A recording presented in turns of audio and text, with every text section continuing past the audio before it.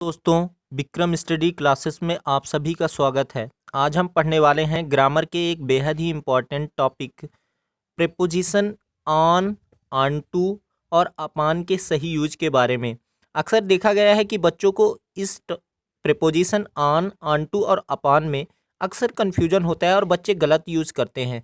तो यदि आप ये वीडियो शुरू से लेकर लास्ट तक देख लेते हैं तो आप निश्चित ही ऑन टू और अपॉन में क्या डिफरेंस होता है, इनका यूज़ कहाँ पर किया जाता है, ये समझ जाएंगे और इसका सही यूज़ हमेशा ही कर पाएंगे। तो चलिए स्टार्ट करते हैं। तो सबसे पहला यूज़ है ऑन का यूज़। चलिए इन तीनों की यूज़ की बात कर लेते हैं। तो ऑन, ऑन टू और अपॉन, इन तीनों का ही यूज़ के ऊपर, किसी चीज़ के ऊपर या किसी चीज़ पर ही कोई वस्तु रखी हुई हो तो इस सेंस में के ऊपर या किसी चीज़ पर के सेंस में ऑन, ऑन टू और अपॉन, इन तीनों का ही यूज़ किया जाता है। तो चलिए इनका अलग अलग यूज़ सीखते हैं और इनके डिफरेंस को समझते हैं। सबसे पहला यूज़ है ऑन का। ऑन का यूज़ कहाँ पर होता है? ऑन का यूज़ जैसा कि हमने लिख रखा है, एक ऑब्जेक्ट के ऊपर दूसरे ऑब्जेक्ट का रखा होना। जी हाँ दोस्तों, जब एक ऑब्जेक्ट के ऊपर, किसी भी चीज़ के ऊपर दूसरा ऑब्जेक्ट रखा हुआ हो, किसी भी छोटी चीज़ के ऊपर कोई बड़ा ऑब्जेक्ट रखा जाए, एक ऑब्जेक्ट के ऊपर दूसरा ऑब्जेक्ट रखा हो, तो इस सेंस में हमें किसका यूज़ करना है दोस्तों? इस सेंस में हमें ऑन का यूज़ करना है। फॉर एग्जांपल डायग्राम की सहायता से समझते हैं। मान लीजिए ये कोई टेबल है और इस टेबल के ऊपर कोई बुक रखा हुआ है। एक ऑब्जेक्ट हो गया टेबल और दूसरा ऑब्जेक्ट हो गया बुक। एक वस्तु हो गया टेबल, दूसरा हो गया बुक, और इस टेबल के ऊपर ही रखा हुआ है और एकदम से टच में रखा हुआ है। किसमें? ऊपर रखा है, टच में।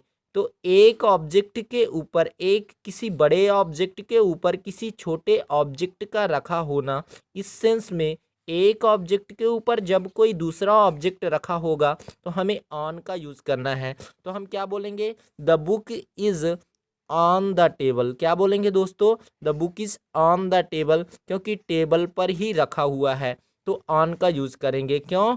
क्योंकि एक ऑब्जेक्ट हो गया टेबल और दूसरा ऑब्जेक्ट हो गया बुक, और ये बुक इस टेबल के ऊपर ही रखा हुआ है। तो के ऊपर के सेंस में हमने ऑन का यूज़ किया जब एक ऑब्जेक्ट के ऊपर कोई दूसरा ऑब्जेक्ट रखा हुआ है। जैसे समझिए, मान लीजिए कोई व्यक्ति है, हमने उसके लिए एक प्रोनाउन यूज कर लिया ही, जेंट्स है। ही इज सिटिंग, वह बैठा है। एलिफेंट के ऊपर ही बैठा है, तो एलिफेंट के ऊपर बैठा है, तो इस सेंस में हमें किसका यूज करना पड़ेगा दोस्तों? ऑन का यूज। क्यों? क्योंकि जो ये व्यक्ति है ये एलिफेंट के ऊपर ही बैठा है। ठीक है, ऊपर। तो एक ऑब्जेक्ट हो गया एलिफेंट और दूसरा ऑब्जेक्ट हो गया ये ही, और ये एलिफेंट के ऊपर ही बैठा है। तो एक ऑब्जेक्ट के ऊपर जब कोई दूसरा ऑब्जेक्ट होगा तो इस सेंस में हमें ऑन का यूज़ करना है। मान लीजिए, अब आप ही बताइएगा ये वाला, the ball is kept on the box, क्या सही है? मान लीजिए ये कोई बॉक्स है, ये कोई बॉक्स है और इस बॉक्स के ऊपर कोई बॉल रखा हुआ है। ठीक है, तो the ball is kept on the box. Kept मतलब रखा गया। यहाँ पे इस ऑन का यूज क्यों गलत है, आगे हम सीख पाएंगे। तो हमें बोलना होगा the ball is on the box. क्या बोलेंगे? The ball is on the box. ठीक है, रखा नहीं गया, पहले से था। तो जब रखा जाएगा तब किसका यूज करेंगे, अभी आगे सीख लेंगे। तो the ball is on the box, box पर पहले से है, तो क्या बोलेंगे? The ball is on the box. पहला ऑब्जेक्ट हो गया बॉल, दूसरा ऑब्जेक्ट हो गया बॉक्स, और ये जो बॉल है इस बॉक्स के ऊपर ही रखा है, एक ऑब्जेक्ट के ऊपर दूसरा ऑब्जेक्ट, तो इसीलिए हमने यहाँ पे ऑन का यूज़ किया। यहाँ पे ऑन का यूज़ क्यों गलत है, आगे सीखते हैं, कुछ ही देर में आपको पता चल जाएगा। चलिए, ऑन का यूज़ तो हमने बहुत अच्छे से सीख लिया। अब सीखते हैं ऑन टू का यूज़ और अपॉन का यूज़। तो दोस्तों, ऑन टू और अपॉन, इन दोनों का यूज सेम ही है। या तो आप ऑन टू का यूज कर लें या तो अपॉन का यूज कर लें, दोनों एक ही जैसे यूज हैं। ठीक है, एक ही जैसा यूज है, दोनों का सेम यूज है। ठीक है, तो कहाँ पर होता है? जब भी एक ऑब्जेक्ट किसी गतिशील अवस्था में मतलब मोशन को दर्शाए, मूवमेंट को दर्शाए। कोई भी ऑब्जेक्ट है गतिशील अवस्था में दूसरे ऑब्जेक्ट के ऊपर आ जाता है। जब भी एक ऑब्जेक्ट गति करके किसी दूसरे ऑब्जेक्ट के ऊपर आ जाए, ठीक है, तो इस सेंस में हमें ऑन टू या अपॉन का यूज करेंगे। कब? जब कोई भी एक ऑब्जेक्ट किसी दूसरे ऑब्जेक्ट के ऊपर गति करके आए, पहले से ना हो, गति करके आए, तो इस सेंस में हमें अपॉन या ऑन टू का यूज करना है। चलिए इसको डायग्राम की सहायता से समझते हैं। मान लीजिए ये कोई टेबल है और इस टेबल पर कोई भी कुछ भी चीज़ पहले से नहीं है, पहले से कुछ भी नहीं रखा है। मान लीजिए कोई कैट है, ये जो कैट है इस टेबल पर पहले नहीं थी, कैट जंप करके इस टेबल पर आई, कैट जंप करके इस टेबल पर आई, तो इसने मूवमेंट को दर्शाया इस कैट ने, ठीक है। पहले से टेबल पर नहीं थी, जंप करके टेबल पर आई, जंप की मतलब ये मूवमेंट को दर्शाई, मूविंग को दर्शाई, और मूविंग को जैसे ही दर्शाई तो इस कंडीशन में हमें किसका यूज करना होगा दोस्तों? ऑन टू या अपॉन का। क्यों? क्योंकि पहले से नहीं था, ये जो ऑब्जेक्ट कैट है इस पर पहले से नहीं था, ये गतिशील अवस्था में आकर दूसरे ऑब्जेक्ट पर आई है। तो एक ऑब्जेक्ट गतिशील अवस्था में गति को दर्शाकर दूसरे ऑब्जेक्ट पर आ जाए तो इस कंडीशन में हमें ऑन टू का यूज करना है। जैसा कि ये कैट पहले से नहीं थी, गति करके जंप करके इस टेबल पर आकर बैठी, तो इस सेंस में हमें ऑन टू का यूज करना है। जैसे द कैट जम्प्ड, पहले से नहीं थी, जंप करके आई है, तो ये पहला ऑब्जेक्ट हो गया कैट और दूसरा ऑब्जेक्ट हो गया टेबल। ये जो कैट है इस टेबल पर, ये जो कैट है इस टेबल पर जंप करके आई है, मतलब पहले से नहीं थी, मूवमेंट को दर्शाया इसने।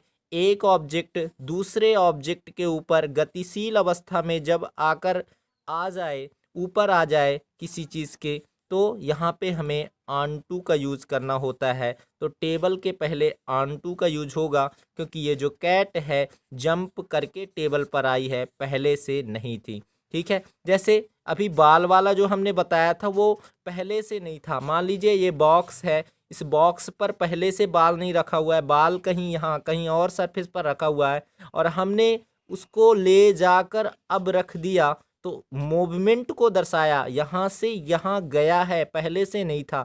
आपने मोबाइल में गेम देखा होगा कि पहले दूसरे जगह रहता है, फिर उसको जंप करके किसी बॉक्स वगैरह के ऊपर चला जाता है। तो इस सेंस में हमें ऑन टू का यूज़ करना होता है क्योंकि पहले से नहीं था, इसको रखा गया है। तो the ball is kept on to the box, the ball is kept on to the box, रखा गया है। तो केप्ट ये पहला ऑब्जेक्ट हो गया बॉल, दूसरा ऑब्जेक्ट हो गया बॉक्स। इस बॉल और बॉक्स का क्या रिलेशन है? बॉल पहले से नहीं था बॉक्स के ऊपर, ये जो ऑब्जेक्ट बॉल है इस बॉक्स के ऊपर ले जाकर रखा गया है, मतलब मूवमेंट को दर्शाया है। तो इस सेंस में हमें ऑन टू का यूज़ करना पड़ा। तो आई सेट, मैं पहले से इस हॉर्स के ऊपर पहले से नहीं था, मैं जाकर बैठा हूँ जंप करके, सिट किया हूँ, सेकंड फॉर्म है सिट का। आई सेट मैं बैठा, फिर ऑन टू द बॉक्स, आप बैठे होंगे, कई हॉर्स वगैरह रहते हैं उनके ऊपर आदमी कूद कर बैठ जाता है।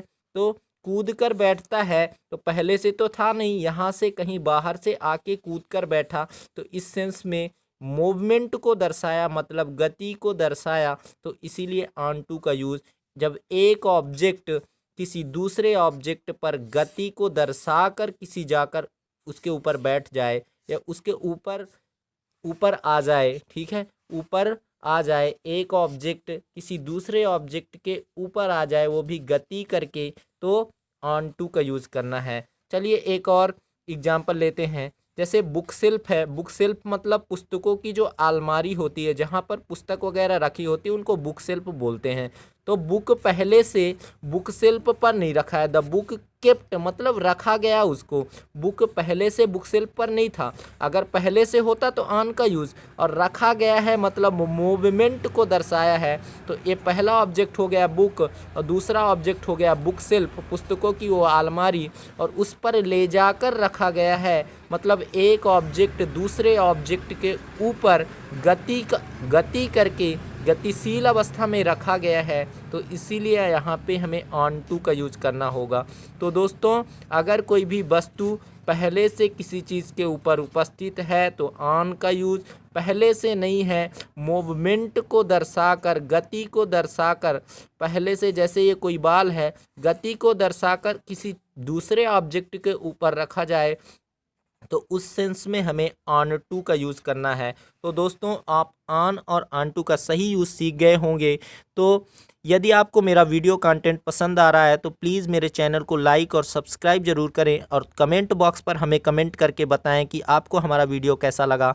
तो मिलते हैं अपने नेक्स्ट वीडियो में, तब तक के लिए जय हिंद, वंदे मातरम।